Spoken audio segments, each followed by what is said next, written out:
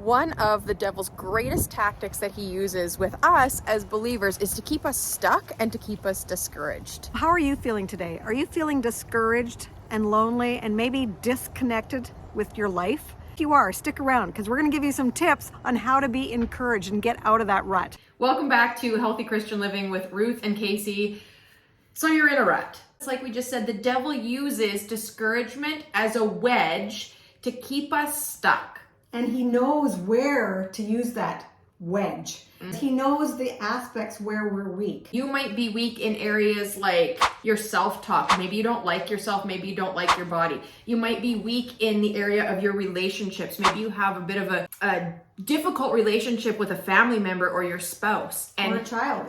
There's so many relationships. Yeah. We have so many relationships, and usually we have trouble with one or two. He knows how to just wedge right in there. And get into your thoughts. And then you stay discouraged. And when we feel discouraged, like, oh my goodness, I don't think we have adequate language to describe how we feel when we're discouraged. Everything feels heavy. Everything feels like despair. Everything feels overwhelming. Everything feels like we're in this dark, deep pit and we do not know how to climb out. There's different ways to get out of the pit. Sometimes you have to use a pickaxe to pick your way up.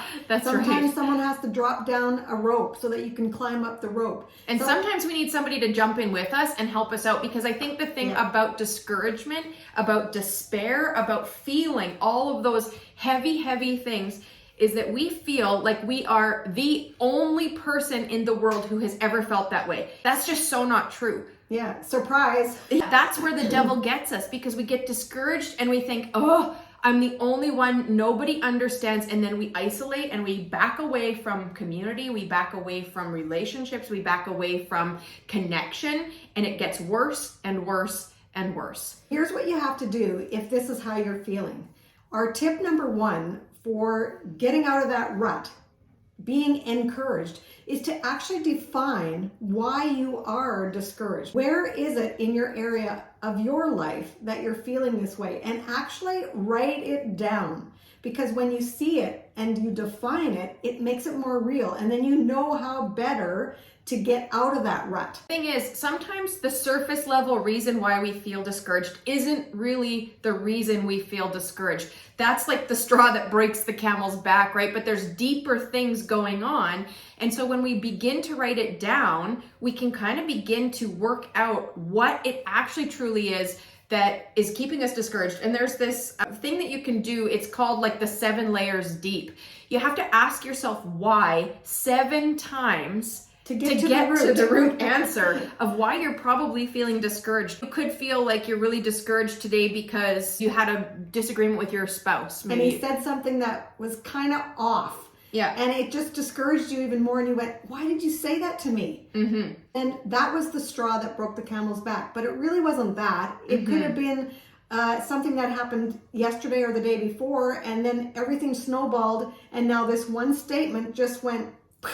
It could be even deeper than that from yesterday. It could be years and years and years of buildup where you feel maybe unheard with your spouse on a particular issue, or you have a different set of ideas or values about how to move forward in an area of your life. Like, the real root reason why we often are discouraged is so deeply rooted that it's hard for us to even uncover. That was tip number one. Write it down, define it, and then you will better able to cope. Point number 2 is that we have to take out the trash. Okay, now this is a real bag of trash. And it is heavy. And okay? It's gross. And garbage starts to stink. Pretty quickly. Doesn't take long. And so when we have trash in so many areas of our life, and we actually have to dig deep, like we just said, to take out the trash. There's trash in our mind, in our body, and in our soul. And we're going to just break this down quickly for you. So trash in our mind is what?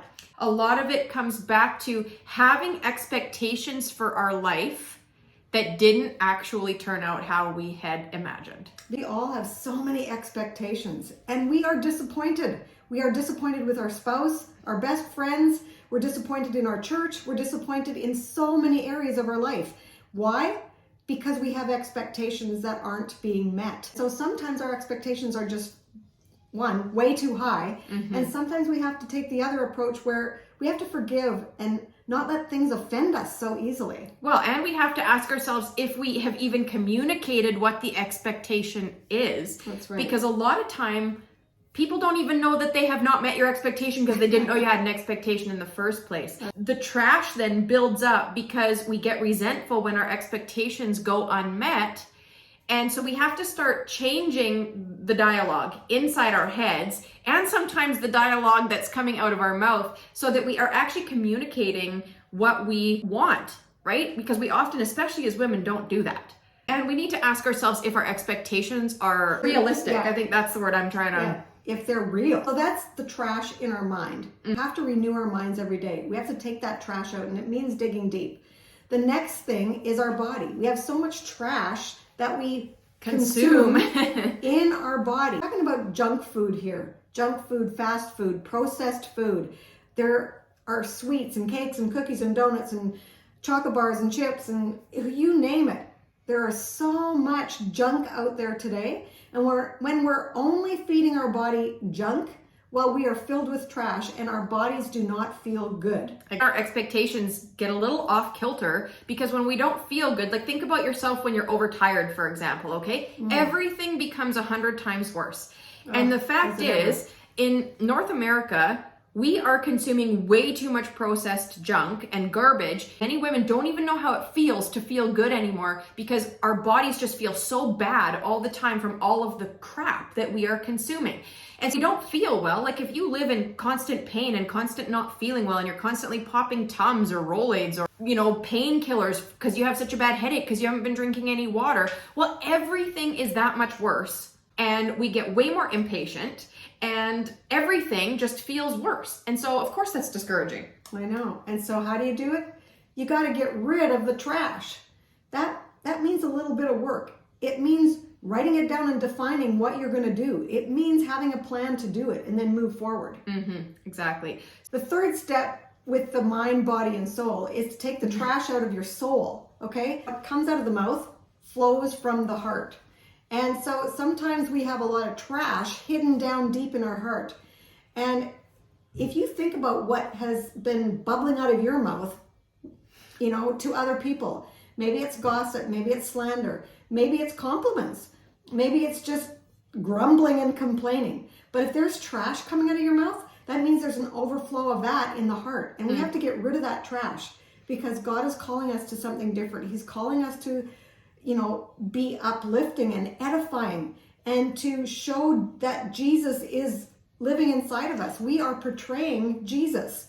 And we're not doing that when we have that trash in the soul. Not at all. It reminds me of some friends of mine and my husband's who are really disenfranchised with the church at the moment.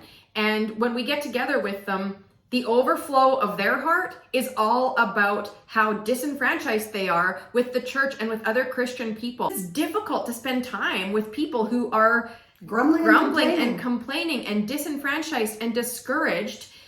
And so we keep saying, they need our positive input. Did you get that? Positive input. Because what's going on in their heart, really, it's sad. It's heartbreaking. They are discouraged. And that's what's coming out.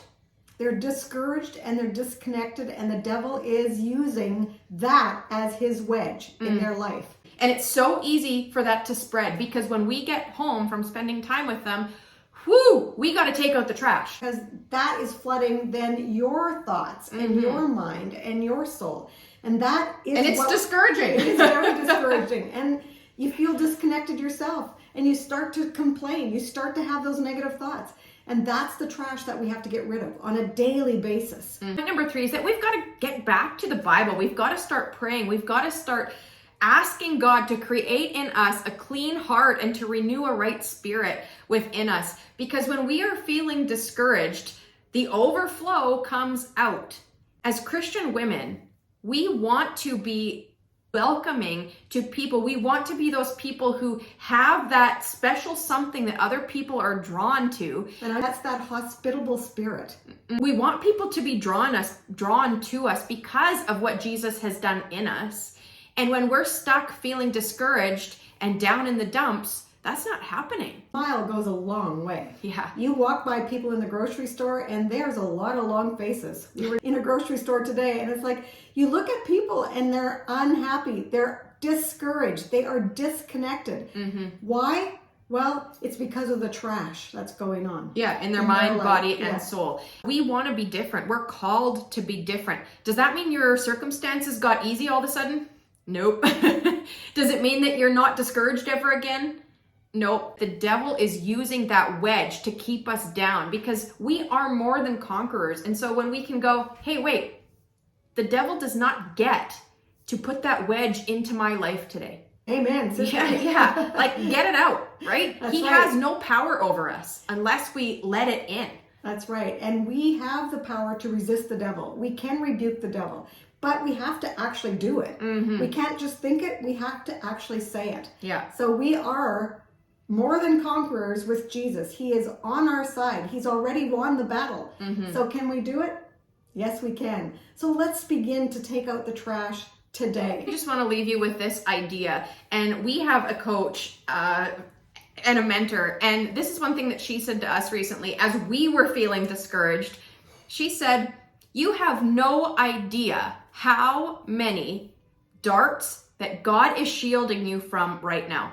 And He's protecting letting you. Yeah, exactly. We have no idea. We often feel like God has forgotten about us or that he doesn't hear us or that he's left us or that we've been, just left in this horrible, difficult situation. We feel neglected from God. We feel forsaken. And the Bible says he will never leave us. He will never forsake us. And so we are never left alone. Let's take the trash out today. Please subscribe to this YouTube channel because you're going to be getting more videos on how to get encouraged, how to get out of that rut that you may be in, and how you can connect with others. And we just always like to end by saying, our self-talk matters a lot. That's all part of this. And so we love to tell women that you are a beautiful woman, chosen for greatness. And we believe in you.